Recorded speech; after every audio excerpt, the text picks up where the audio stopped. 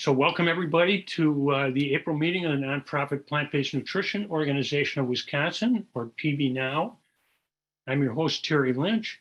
The mission of our nonprofit group is to educate, inspire, and support each other on an evidence-backed, whole plant food-based nutritional path for health and improved quality of life. Our group's open to everyone, those plant-based and those just curious about it. It's meant to be a non-judgmental place to come get information, inspiration, and support. If you'd like more information about our group, our upcoming meeting dates, speakers, and resources, or to check out videos of our past meetings, just Google us at PBNOW, PBNOW. As we do each time, can I see a show of hands of how many of you are already on a plant-based lifestyle, or a thumbs up? Here we go, they're popping up.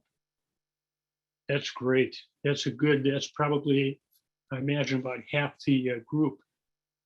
As we mentioned at the beginning of each meeting, the evidence of the benefits of plant-based nutrition and improving health and quality of life for people of all ages, as we'll find out more tonight, and is published in non-biased medical research, is quite striking. Whether it's improving health through increased quality of, or increased energy, weight loss, preventing, slowing, stopping, and reversing problems like allergies, digestive problems, diabetes, heart disease, and early dementia, increasing our quality of life by helping us feel better quickly, strengthening our immune system, increasing our endurance, improving athletic performance, speeding recovery from exercise, reducing joint pain, clearing thinking, or reducing the physical, emotional, and financial side effects of the illnesses, drugs, and procedures often recommended to treat the conditions plant-based nutrition can help us avoid. The research shows our bodies do a wonderful job of healing themselves if we stop damaging them daily with poor nutrition and start giving them the nutrition they need to heal and function optimally. It's truly remarkable. And I think we'll see more of that tonight with the research we hear about tonight. Now, let me tell you what's in store for you tonight. We'll hear from two speakers, both physicians. First, we'll hear from our featured speaker, Denver cardiologist, Dr. Andrew Freeman, followed by Q&A. And we'll finish with comments from our PBNOW medical director, cardiologist, Dr. Josh Liberman. Our program should end at 7:30. As a reminder, we have meetings every month, usually on the second Thursday of the month at 6 p.m. Central Time. Next month, we'll hear from plant-based icon and director of the Heart Disease Reversal Program at the Cleveland Clinic, Dr. Caldwell Esselstyn. Once again, you can find out more information about our upcoming meetings on our website. Just Google PBNOW. And if you register on the website, you'll receive email reminders of our events as they approach. Last quick technical note, during the meeting, everybody but the speakers will be muted, and we ask that you stay muted to avoid background noise and to allow everyone to hear the speakers. We'll use the chat box for questions and may call on you during the Q&A to unmute at that time. With that being said, let me introduce our featured speaker tonight. He's a summa cum laude graduate of Cornell University and a research honors graduate of State University of New York at Buffalo School of Medicine and Biomedical Science. He did his residency at Brown University Rhode Island Hospital in internal medicine and a fellowship at Temple University in cardiology. He's a cardiologist at National Jewish Health in Denver, Colorado, where he's director of cardiovascular prevention and wellness, director of clinical cardiology and operations, as well as being an associate professor of medicine at the University of Colorado, Denver. He's board certified in cardiovascular disease, internal medicine, echocardiography, nuclear cardiology, cardiovascular computed tomography, and is advanced cardiac life support certified. He is also a founder of the American College of Cardiology's Nutrition and Lifestyle Work Group, whose members include nationally known physicians such as Dr. Dean Ornish, Dr. Caldwell Esselstyn, Dr. Neil Barnard, and our own Dr. Josh Liberman. I'm pleased to welcome our featured speaker tonight, Dr. Andrew Freeman. Dr. Freeman. Hi there. So I'm doing a new thing. If you guys can see me share my slides as if I'm in the bottom here. So if hopefully you all can see it. Yep, Okay, good. looks great. So in general, as you probably know, there are some really well done trials showing the efficacy of plant-based diets.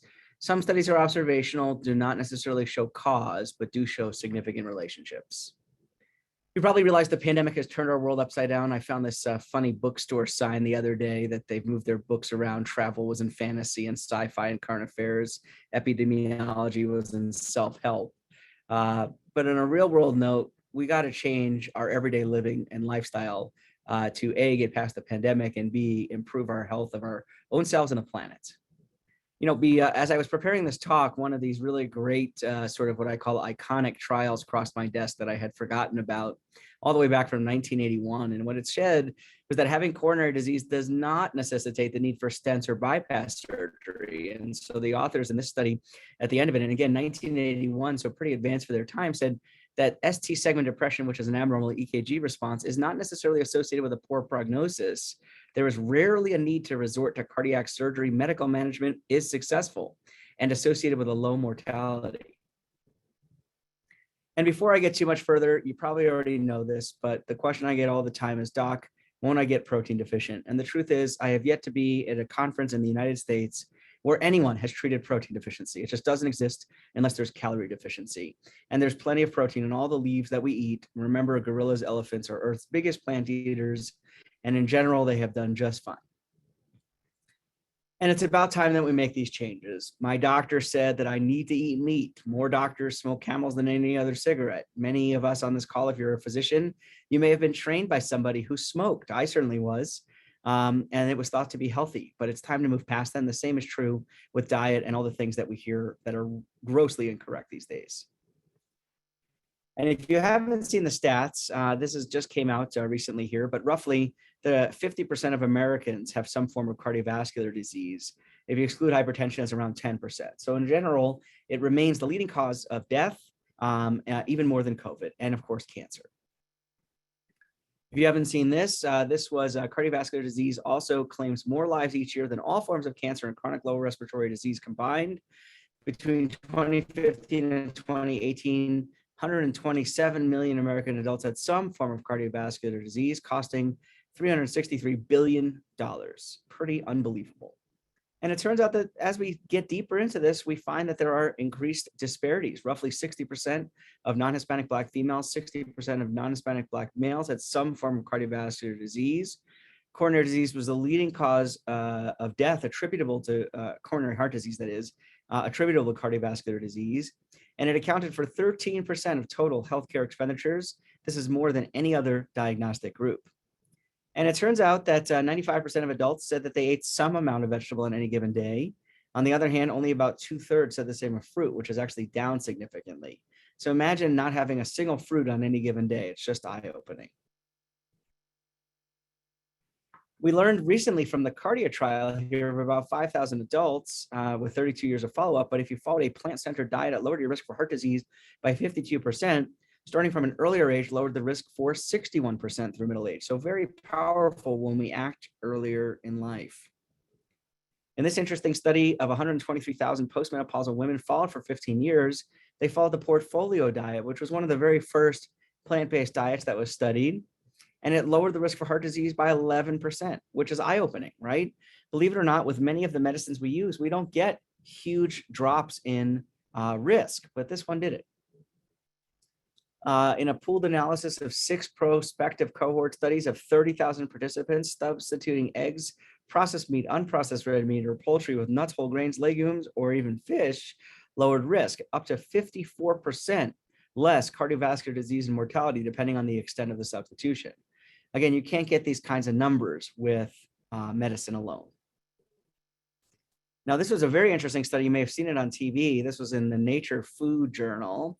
And they said that substituting 10%, just 10% of daily caloric intake from beef and processed meat, fruits, vegetables, nuts, legumes, and selected seafood could offer substantial health improvements of 48 minutes gain per person per day and a 33% reduction in dietary carbon footprint.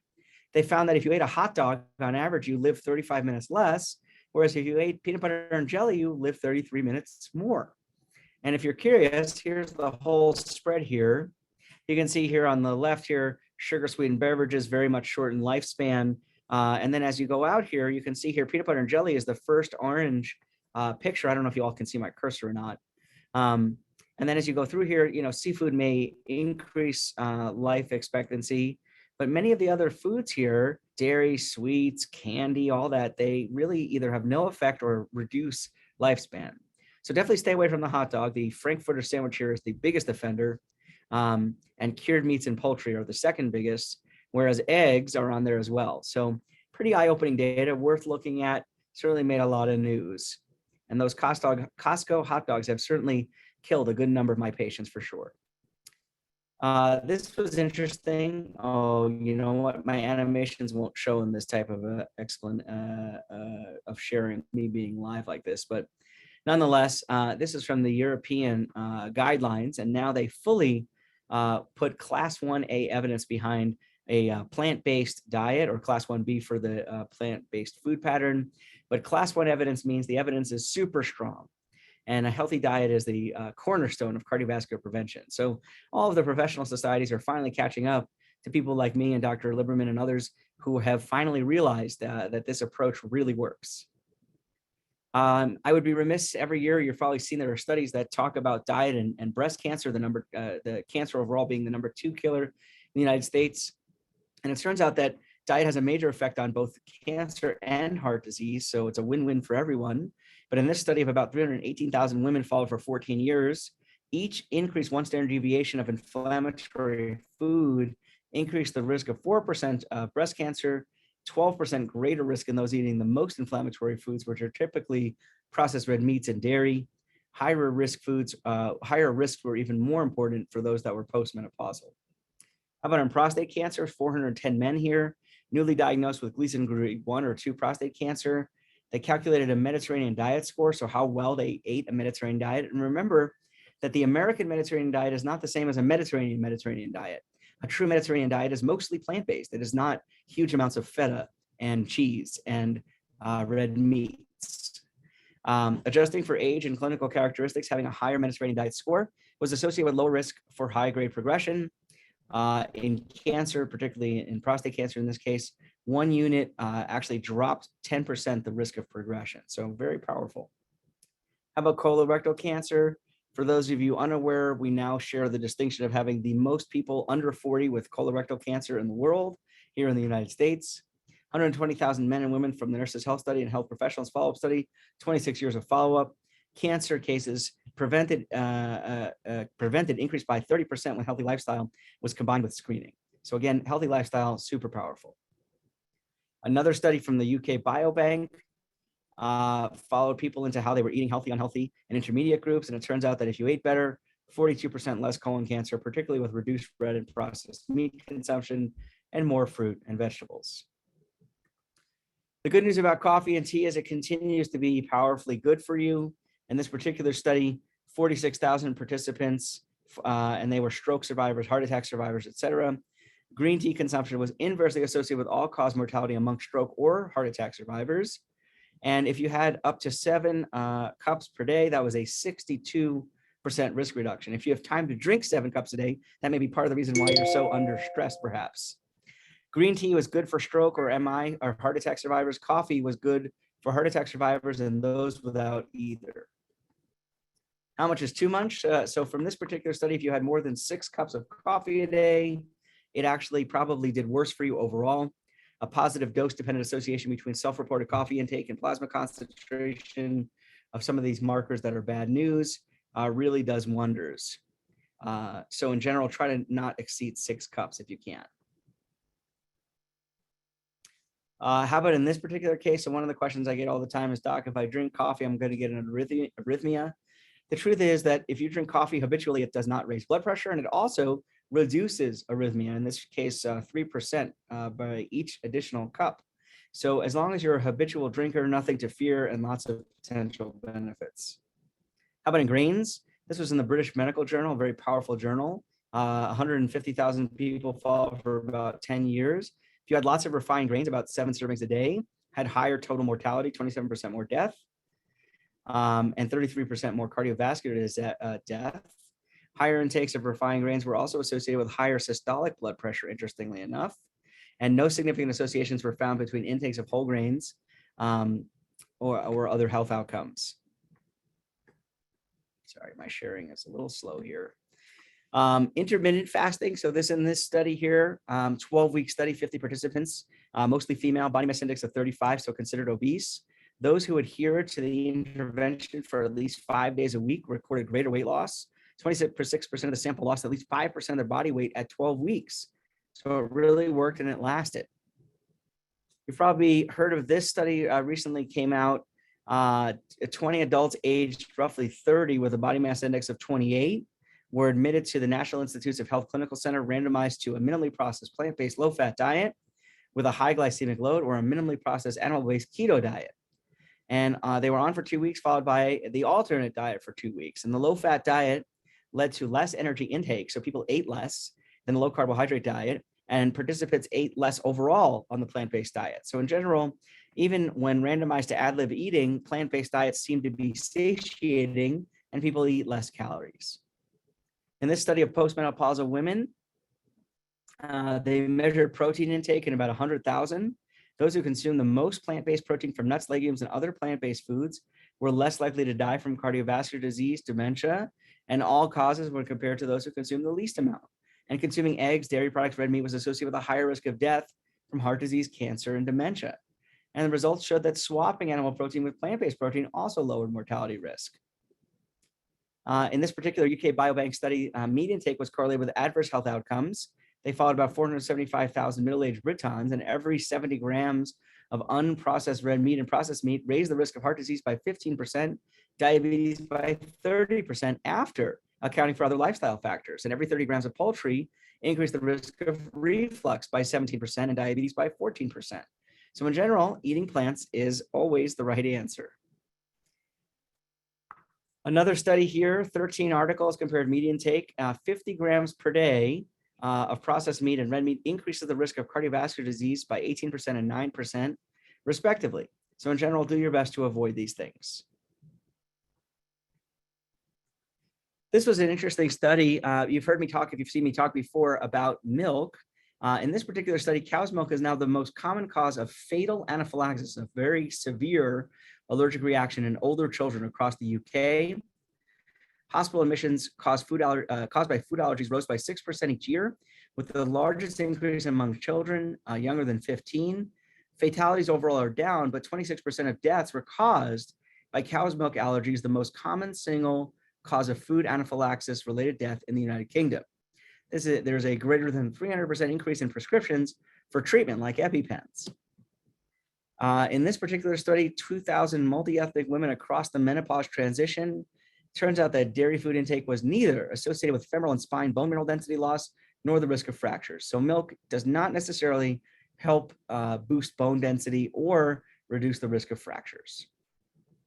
And in this study from the Adventist Health Study, and for those of you unfamiliar, the Adventist headquarters is in Loma Linda, California, one of the few blue zones in the United States where people live beyond the average life expectancy.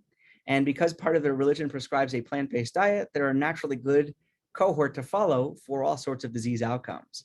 So in this particular study, they showed that women on a vegan diet who took both calcium and vitamin D supplements did not have any greater risk of fractures when compared to non-vegetarian women.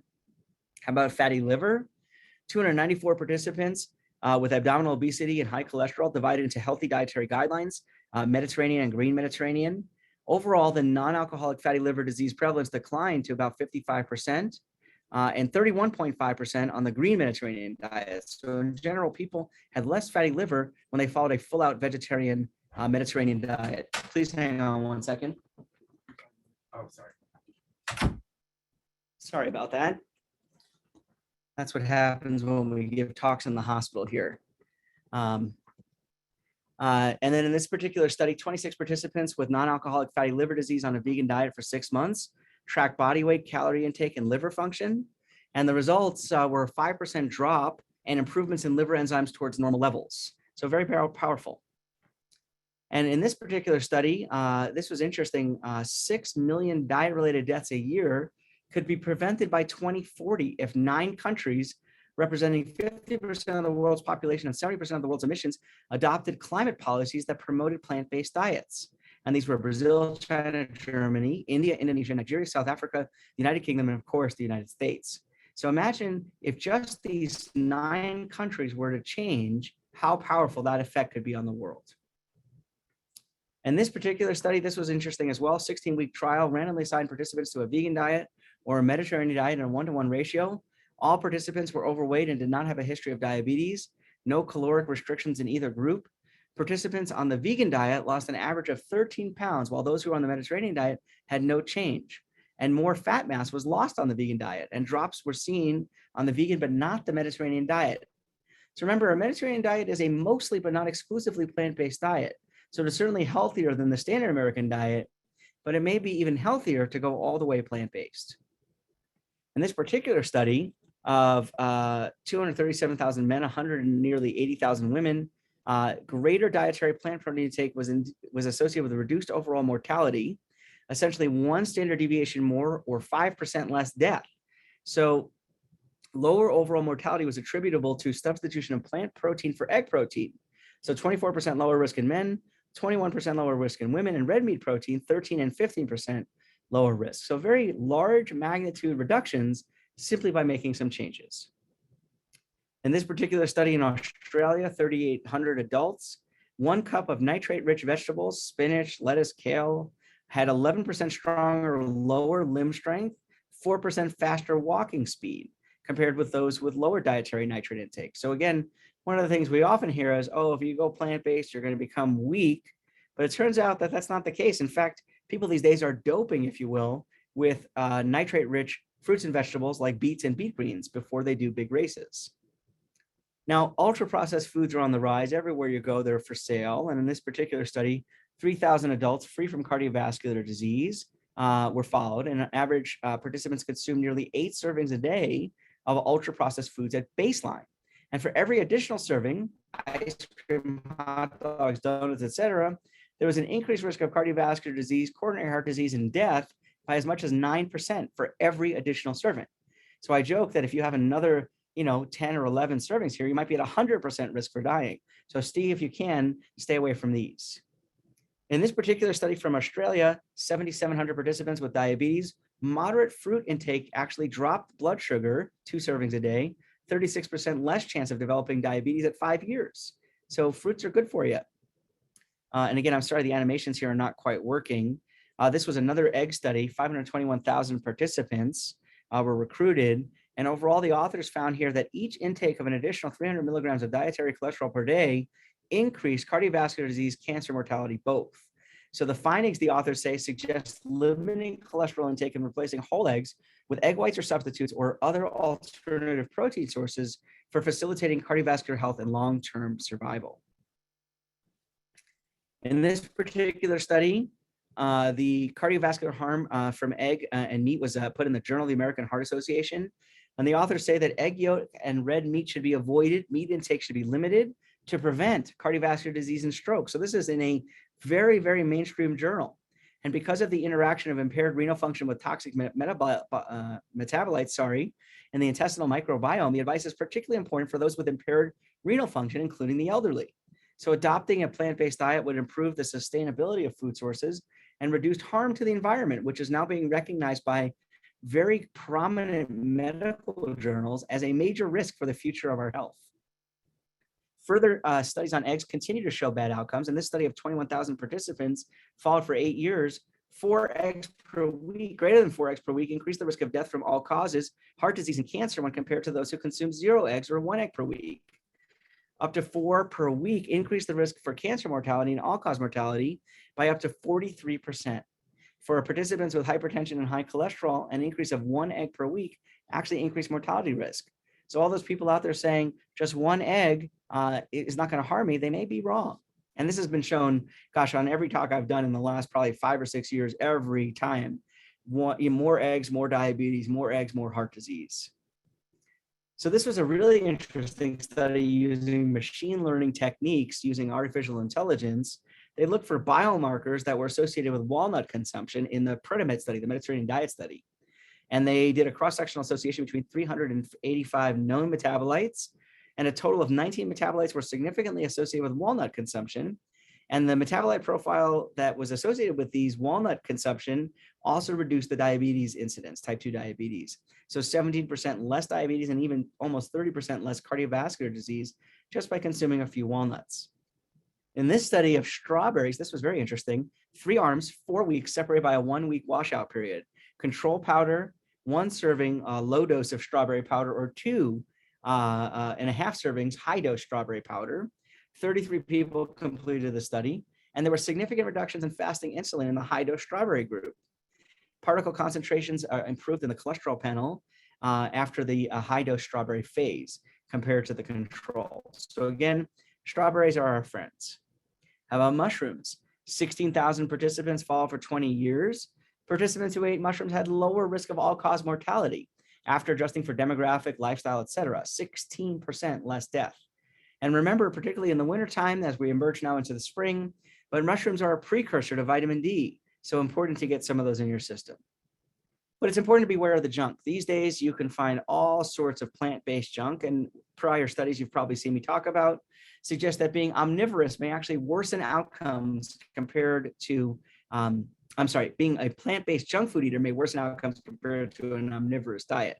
So data from 3 studies in this particular case, 209,000 adults, all participants had no cardiovascular disease or cancer at baseline, followed for 20 years. And it turns out that overall eating a healthy plant-based diet was not necessarily one that's exclusively plant-based, was linked with a lowering of a person's stroke risk by 10%, but unhealthy plant-based eating raised it by 5%. So do your best to avoid the junk. In this particular study of fish oil, 25,000 women randomized to receive this particular fish oil. It turns out there was no significant difference in the risk of incident atrial fibrillation. So in short, what I always tell people is it's time to get rid of the fish oil unless you have a very, very special reason to be on it. And even then, it's really only the prescription stuff that actually works.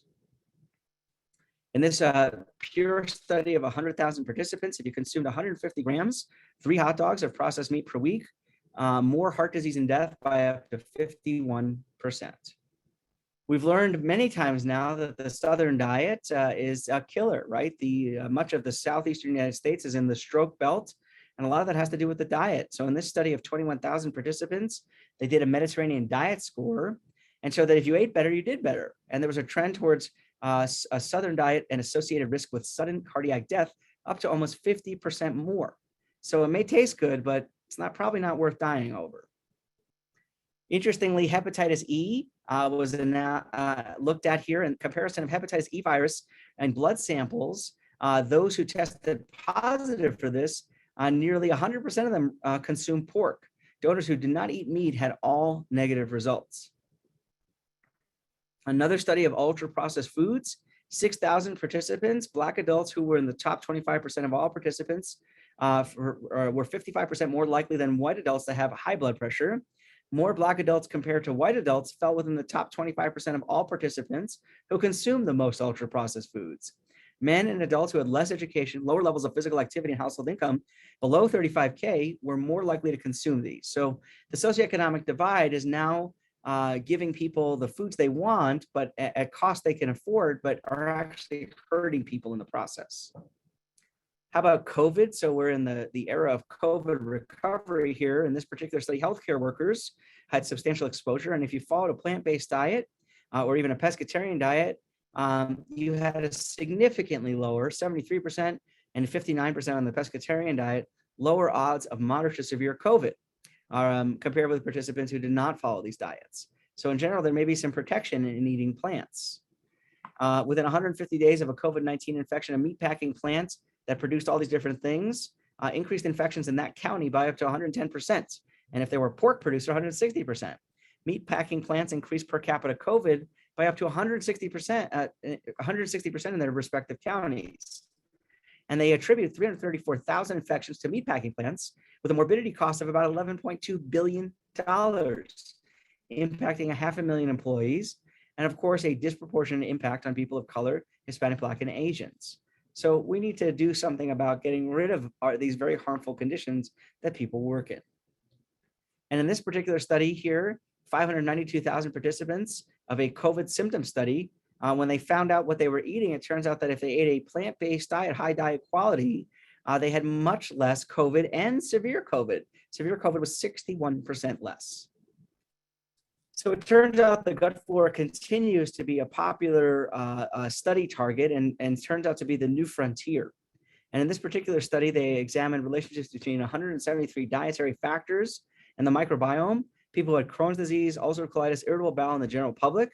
And processed foods and animal-derived foods were consistently associated with higher abundances of these bad bacteria that cause all sorts of problems for folks. The opposite was found in diets rich in plant foods and even fish, which were positively associated with short-chain fatty acids producing bacteria, which are beneficial towards nutrient metabolism.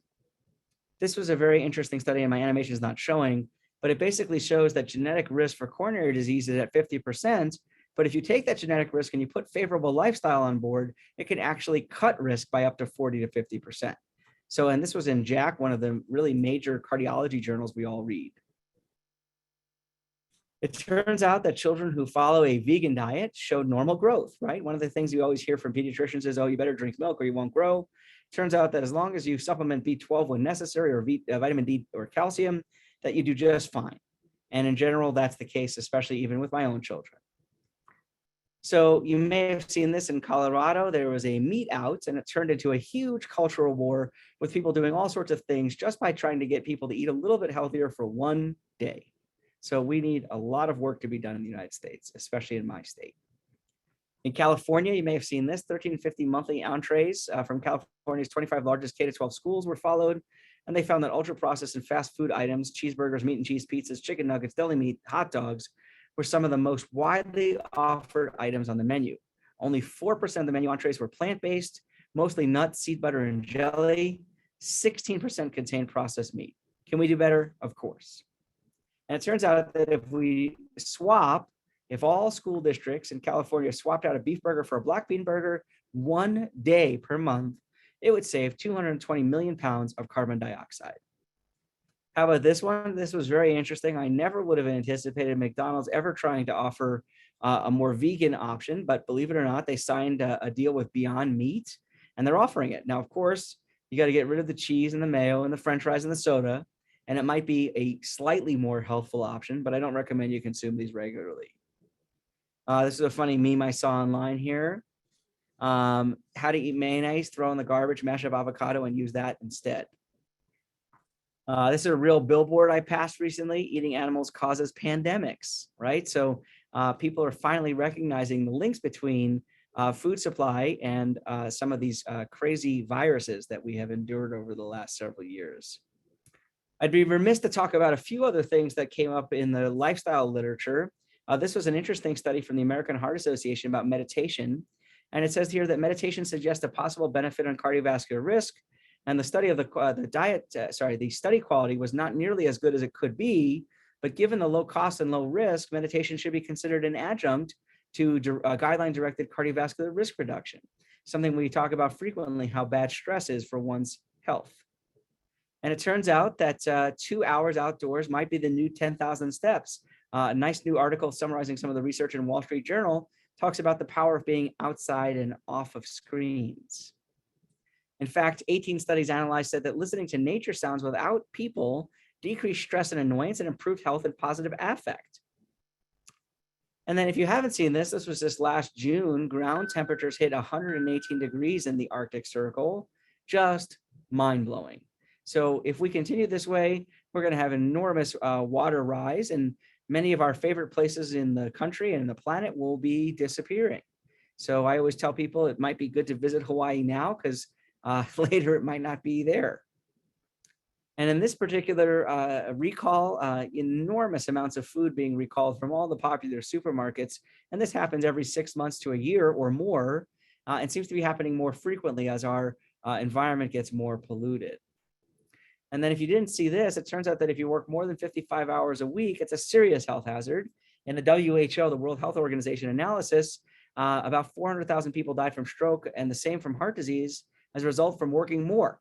And the number of deaths from cardiovascular disease due to working long hours increased by 42% and stroke by 19% over 16 years between 2000 and 2016. And it turns out that just 2 hours of swimming, exercise 3 times a week for 16 weeks, compared with a control group, actually decreases blood glucose levels and cholesterol, as well as blood pressure and body fat. So get moving. This is this was in The Week, one of my favorite magazines that summarizes sort of world events. And basically in this mainstream magazine, they said there's no way for humans to consume meat in the way we do without abetting catastrophic warming. So, and they talk all about how beef cattle are a major contributor there. So it's getting there. And then I always like to point out, and this is very typical of our usual outcomes, but it turns out that when you combine a plant-based diet, exercise, stress relief, and connection with others, especially after a cardiac event, weight, cholesterol, blood pressure, triglycerides, all of these things go down, including hemoglobin A1C for diabetes, whereas depression goes down and exercise capacity goes up.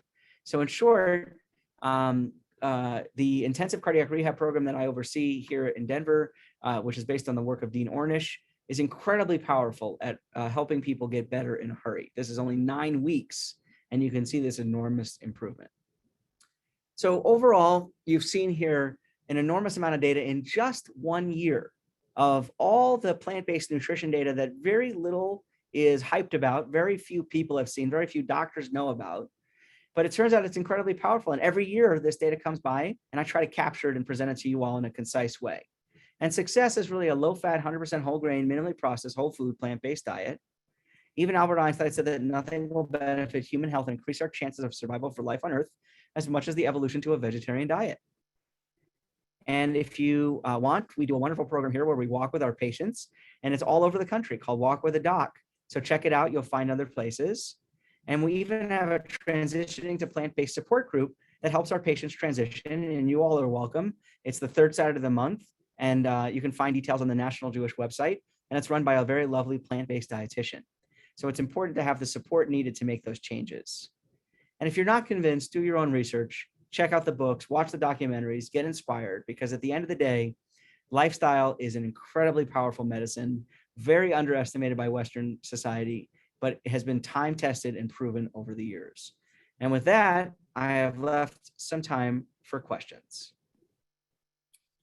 That is just excellent. Thank you, Dr. Freeman, so much. Say, I've got a couple questions to begin with, and then anybody who would like to ask a question, if you'd type it into the chat or just mention that you'd like to ask a question in the chat, and we'll try to get to as many as possible. So how many years have you been doing this now, Dr. Freeman? So I've been in practice for nearly 13 years. I've been plant-based for 10 of them. And I've put together a talk like this for probably 9 or 10 of them. And it's just mind-blowing just how much data comes across our desks and how little attention some of these things get. That hot dog study that I mentioned earlier, where it shortens your lifespan, that one got media attention. But you can only imagine that the hot dog producers are most unhappy about that. Well, this was really a fire hose of information. I appreciate the fact that you did this quickly and you got so many of these in. I just let everybody know that, you know, hit go to the video library button that we just put up on the website, because I'm going to go back here and go through this a little bit more slowly. There were a number of slides that I really want to pay closer attention to. Yeah, and every slide has a reference, so you guys can look up the articles if you want to. And then I do see a couple of questions, Terry, if you want me to start hitting them. Sure, and let me just finish with a couple here. And in the years that you've been doing this, have you noticed a change in how many studies are coming out as far as plant-based research is concerned? I think there's, I don't know, I think there's at least more, grossly speaking. I wouldn't know how to quantify that exactly, but I guess what I would tell you is, you know, when I started doing this 9, 10 years ago, more than that, I was swimming upstream very hard, and now it's becoming much more mainstream. You know, people are starting to realize this really works. They're tired of being on millions of medicines. They're tired of the cost and expense of many of these medicines. And, you know, not to say that they're bad, right? Medicines are great. And for people who've already had injury or damage, the medicines may be a good adjunct. But at the end of the day, I think people are starting to realize it. And all of the professional societies fully endorse this approach. Whether or not the doctors know about it or not, it's all there. And I always tell people, you know, they say, oh, it's nice you believe this. But what I always tell people is, it's not my belief. This is based on data. right? So I didn't make up these studies. I sure wish I did, but I didn't. So it's very powerful. So let's go to the questions here. But Donna asks, is ingesting the white part of an egg, is that considered plant acceptable? So the truth is, right, eggs, any part of an egg is not plant-based, right? I mean, I guess you could eat the shell and pretend to get calcium that way, but I wouldn't recommend that either. So in general, I don't recommend that you consume eggs. If you're curious, there's a product out there that's actually not bad for you by the company that makes the Just brand. I think it's like Hamden Foods or whatever, but they have a frozen folded egg patty made out of mung beans, which are actually yellow naturally and surprisingly good. I was expecting it to taste kind of gross, but it wasn't too bad. Has the same general texture and look as if you were to go to, a fast food restaurant and get a real egg folded. So Do you have to go to a co-op or something like that in your area to find it, or did you find it in a regular? yeah, you can find it in a regular supermarket. Whole Foods carries it, Okay. Warren asks, are you sure supplementing calcium is needed on a plant-based diet? I never said that, right? So supplementing calcium is only needed if you're calcium deficient, and all the guidelines recommend that you get your calcium through naturally derived fruits and vegetables, et cetera, unless you can't get enough, at which point you would take a supplement. And remember that a lot of the supplements are literally ground up shells. It's not, it's probably surprising to hear that, but I always tell people, which is better, right? Eating spinach, kale, and broccoli, or going to the beach and munching on shells? Hopefully the spinach, kale, and broccoli. Lonnie asks, do you ever prescribe a B12 supplement for plant-based eaters? Yeah. So, again, if you're B12 deficient or you're not consuming nutritional yeast or brewer's yeast or whatever it may be regularly, you may become B12 deficient. So it's important to follow that when you see your doctor. And if you need a B12 supplement, you need it. Realize that orally B12 is not well absorbed. So when you take a pill, like if you buy a B12 from wherever, it'll be 10,000% of the US RDA. You're not going to become B12 toxic on that. You're lucky if you absorb a small fraction of that. Shelley asks, for the information on the various programs you mentioned, is there? It's very easy. So for Walk with a Doc, just go to walkwithadoc.org. For the intensive cardiac rehab program, you can just Google it if you want to see ours. Google it in Denver. It's called Intensive Cardiac Rehab. It's based on the Ornish program. And then for the plant-based support group that we offer for our patients, just check out the National Jewish website, which is nationaljewish.org or njhealth.org, and you'll find it there. Gary asks, are smart dogs smart?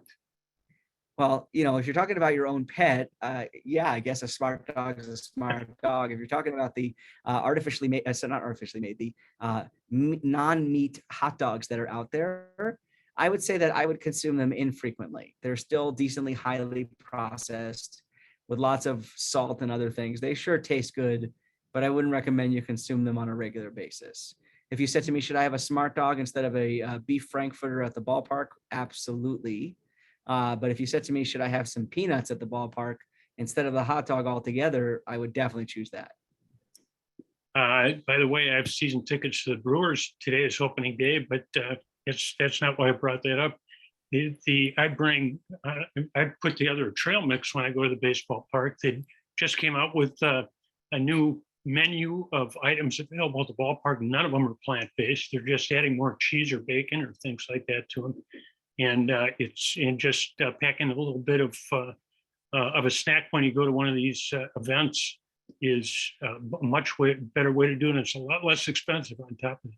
That's true. And actually, if you're curious, these days you can actually Google what's vegan in whatever airport or ballpark you go to, and you can typically find a plant-based item. That said, many of them are not that healthy, but it sure beats the regular stuff. So, Dr. Gibson, I see part of what you typed here. If you want to unmute and ask that complete question. Yeah, I was curious. Thanks for the talk. A lot of great information.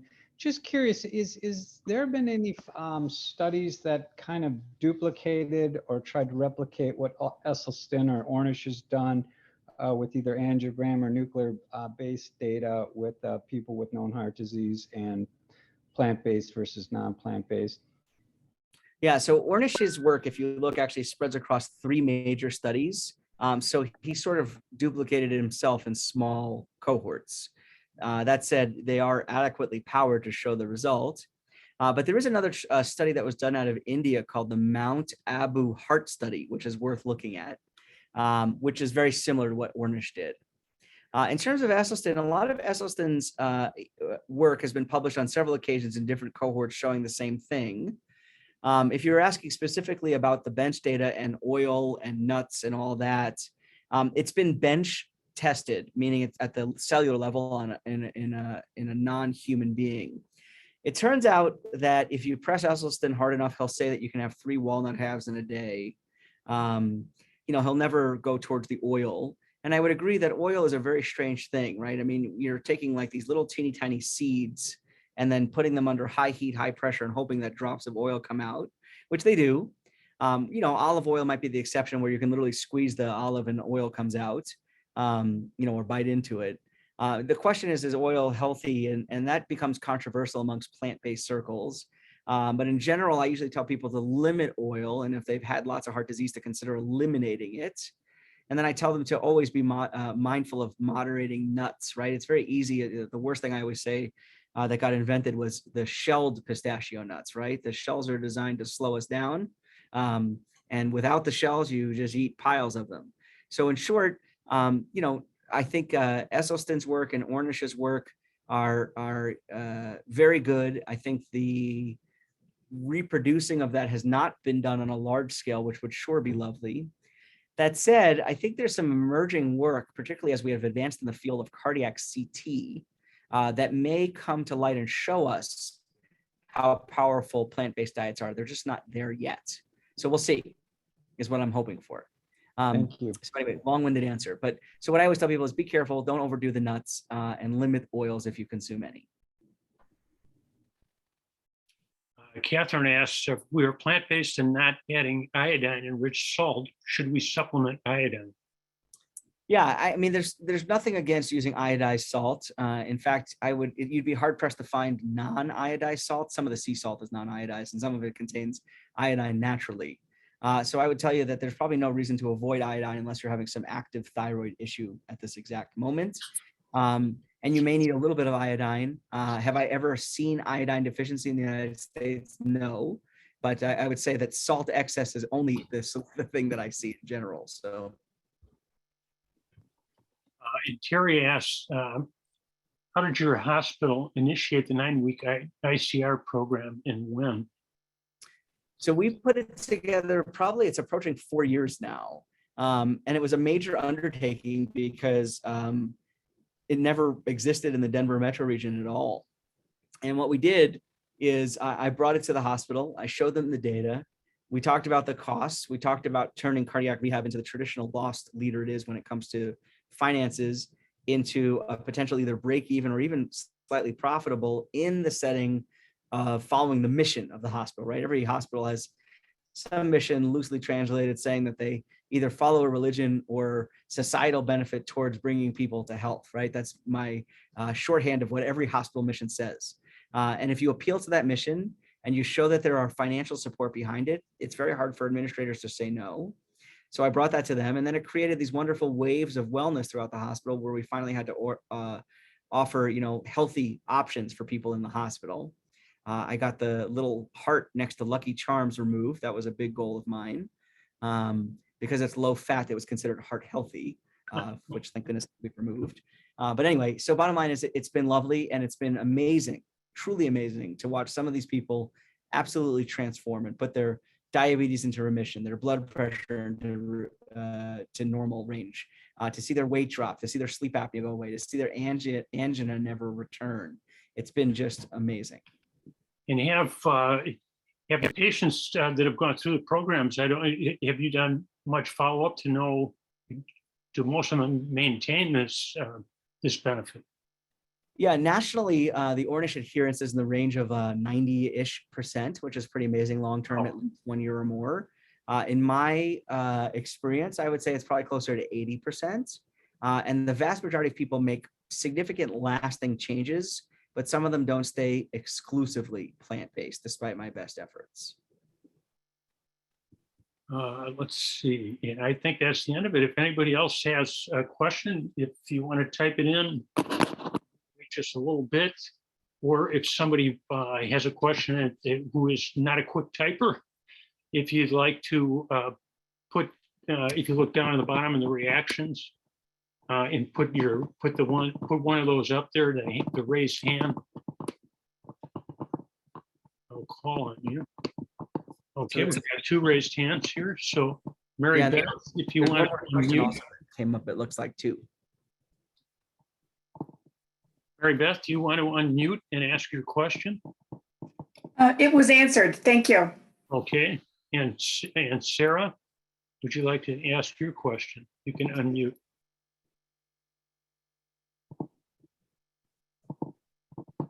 Sarah, can you hear me? Sarah, sure.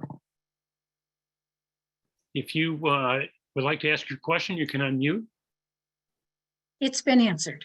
Oh, it has. All right. Thanks, Sarah. Well, Dr. Freeman, thank you so much. It's a ton of great information, and it really is amazing how much comes out in a single year. For sure. Yes, It looks like there's a couple of the questions that got typed in. I'm just going to quickly give them because I'm going to have to run myself here soon. Sure. So one was about intermittent fasting. So intermittent fasting appears to be very, very promising for people that want to try to lose additional weight. Normally you would say fast for 18 hours any day. So you may eat, say, breakfast at 11 and finish dinner by 5.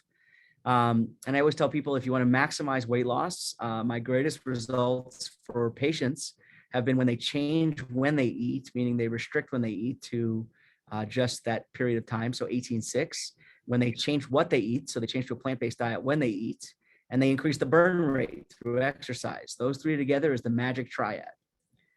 In terms of reflux, I haven't seen a recent study about reflux and plant-based diets, but in general, most people who follow a plant-based diet have much less reflux. When you eat a naturally lower fat diet, it doesn't sit in your stomach as long. So there's less chance for it to churn. And if you may know this already, but because there's so much churning in high fat food, in America, at least, it's epidemic that people have hiatal hernias when the stomach actually pushes up through the diaphragm as a result of all that pressure buildup from all the high fat foods. And then there was another question here. I think Here's Terry has, how many docs are on board with the healthy eating? Everybody is on board with healthy eating, although I certainly have a couple keto believers in my midst, even though the data is relatively limited. But that said, they are starting to understand the concept and the power of a plant-based keto diet, which is very restrictive but highly effective. But I don't recommend that people do keto diets routinely. They're very, very hard to maintain. Did you answer Becky's about, can you please say more about the study of plant-based and GERD? Yes. Let's see. Carol, how does one go on a whole food plant-based diet without losing weight?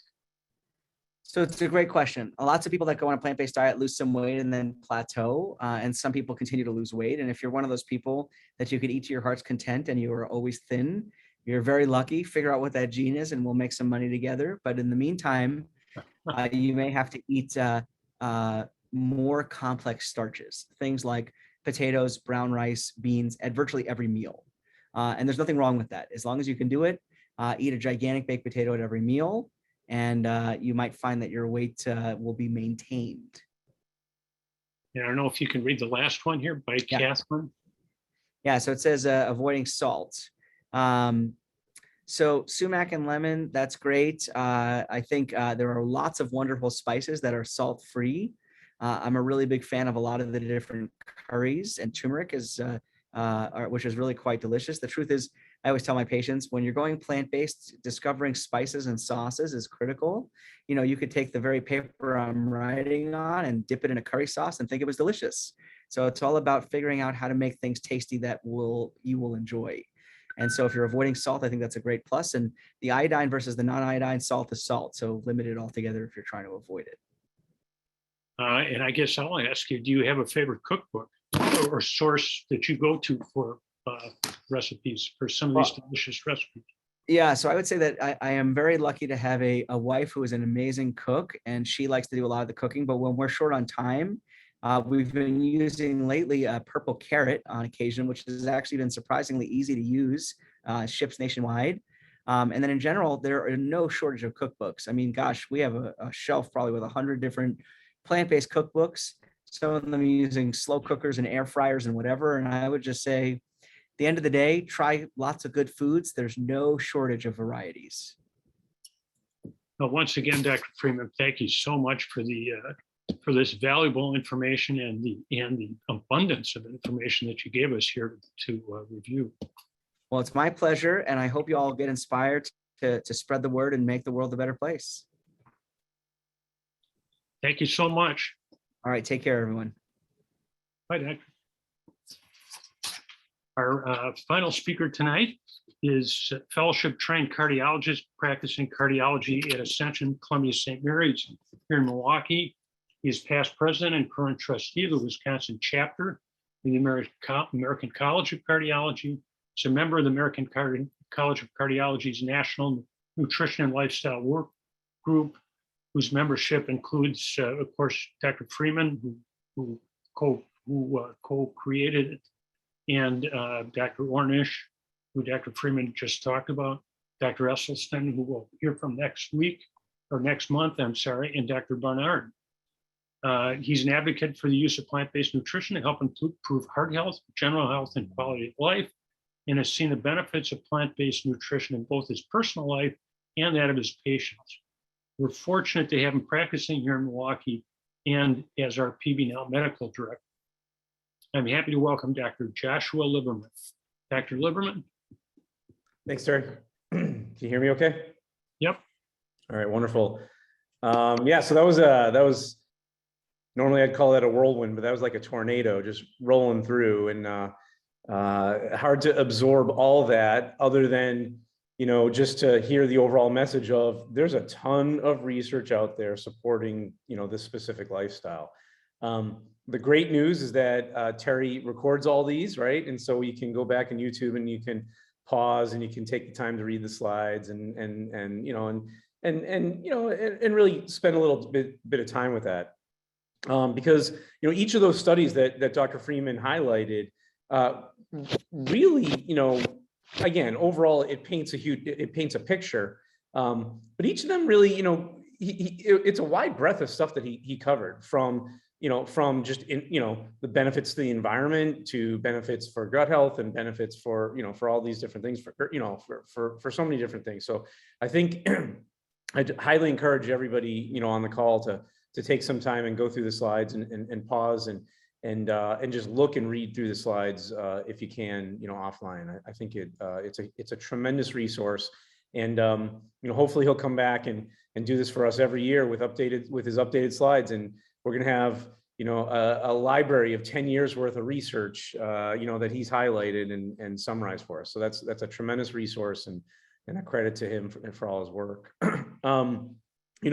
For those of you who have been on these calls a bunch, that I tend to like to go over. I like to highlight one research paper or research topic that's been published, but I don't know that I'm going to do that now. It's a little bit hard in the face of everything he was talking about to highlight anything.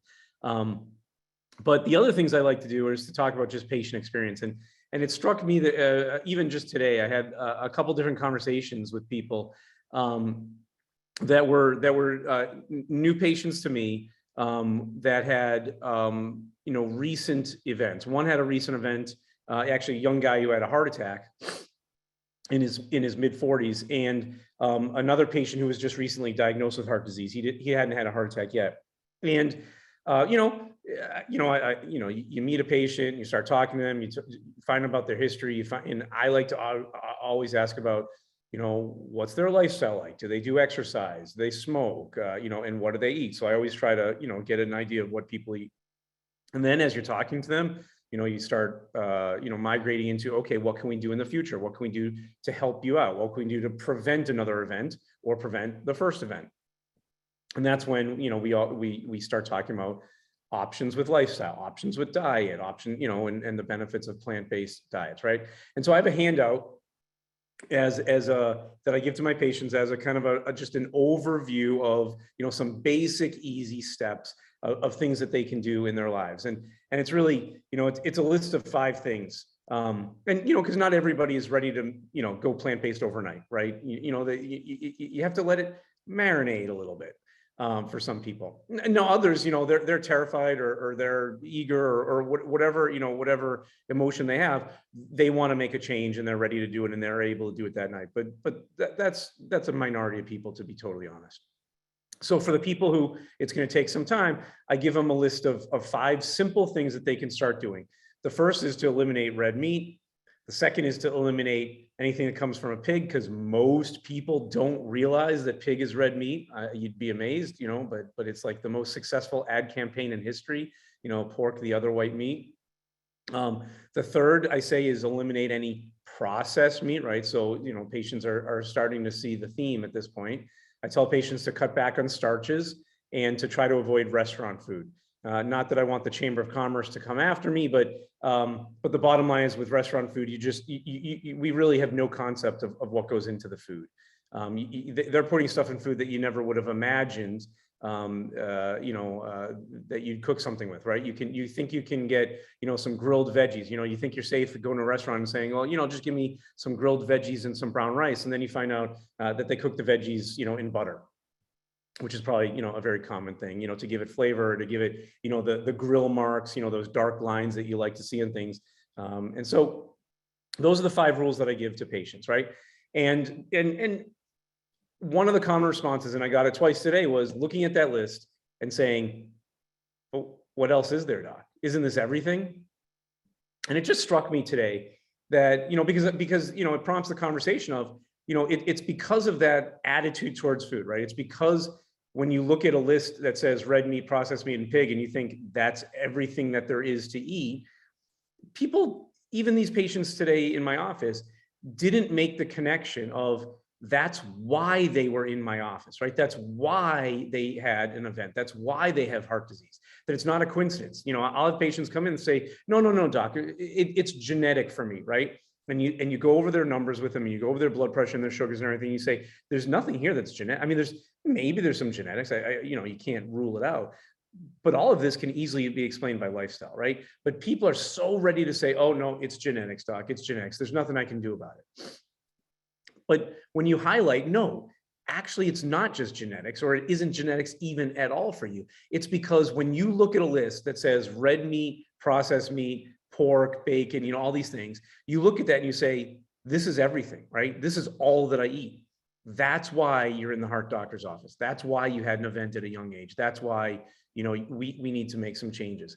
And so it takes some time for people.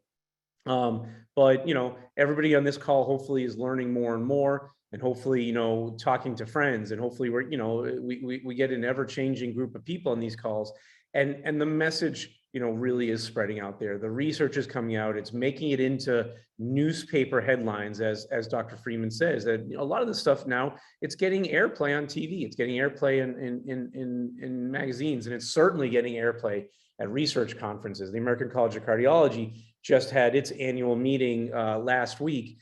And sure enough, there was some research that came out talking, focusing on lifestyle, focusing on, plant-based diet. So that's my anecdote for the day. No miracle story of somebody, having tremendous heart disease and reversing everything. We get that, and I've told you a bunch of those stories. But today was just it was just a comment, something I again see on a daily basis of the disconnect between people seeing what happens to them and realizing that there's a cause, realizing it's because of the choices they're making in their everyday lives, the choices they've made. And the flip side of that is the power and the benefit of making better choices, right? Because if you make better choices, if you improve your diet, even in slight ways, you can have dramatically powerful, powerful effects on your lifestyle.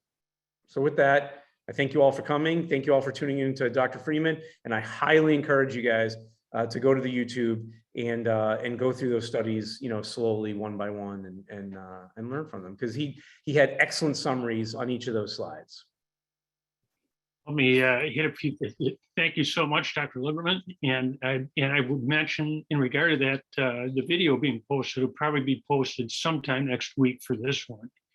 I'll make a concerted effort to get it up in the next few days, maybe even by the weekend. But of course, there are 20 some other ones up there to choose from.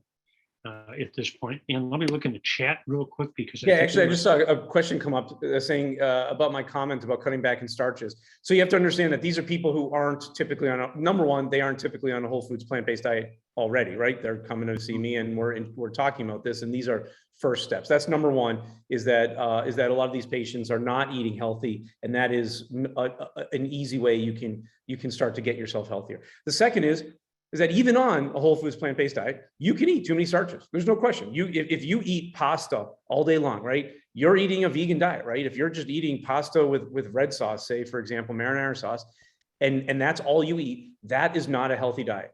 You can say, oh, it's whole food. You can say it's vegan. You can say I'm doing all the right things. You will gain weight. You will get diabetes, and you will not be healthy. And we know there's definitely research on this too about healthy vegetarian diets versus unhealthy vegetarian diets, right? And so that's what you have to be careful of. You know, potato chips easily can be vegan, right? Easily can be vegetarian, but that doesn't mean that they're healthy, right? And so for many of my patients, now again, I don't know about your situation. You may, you may have no medical problems or health problems. If that's the case, you probably don't have to watch starches all that much. But many people out there do. And so that's why, and especially in this country, holy cow, we have a starch problem. We have a carbohydrate problem. There's no question. Now, I'm not advocating for an Atkins diet or a paleo diet or any of these kinds of things where it's a no carb diet. I don't advocate for that, but I definitely think that we could all benefit from consciously cutting back on carbs. And oatmeal would be considered a starch, right? It is, but it's a little bit different. It's a complex carb, right? Because there's such an incredible amount of fiber in it. So that's why, beans are technically carbs, lentils are technically carbs, but there's a tremendous amount of fiber in these things. And so they are what we call complex carbs. It's the simple carbs that run us really into the problems. That's the regular flour pasta, it's the white rice, it's the white bread, it's the white potatoes, that kind of stuff. Whole grain versions of these things are dramatically healthier to eat. And don't have the same physiologic effects as the simple starches. Right. Well, thanks again, Dr. Lieberman. And let me just, as a quick reminder to everybody, our next monthly meeting will be Thursday, May 12th at 6 p.m. when our featured speaker will be Dr. Caldwell Esselstyn. And if you'd like to receive notice of this and any other upcoming PV Now events and are currently not on our list, you can register on our website. Just Google PVNOW and click on the white Learn More button right on the front of the page. Also, remember, if you'd like to check out our past meetings, as Dr. Lieberman mentioned, just go to the video library within our website to find the videos of the past talks, and can watch entire talks or just go to the part of the talk that's of particular interest of you. So thanks again to I think Dr. Freeman is gone, but thank you, Dr. Lieberman, for sharing your time and valuable knowledge with us tonight. And good night, and thanks for coming, everybody. And for those who are Brewers fans, there's still a little bit of a game left, and we're ahead. So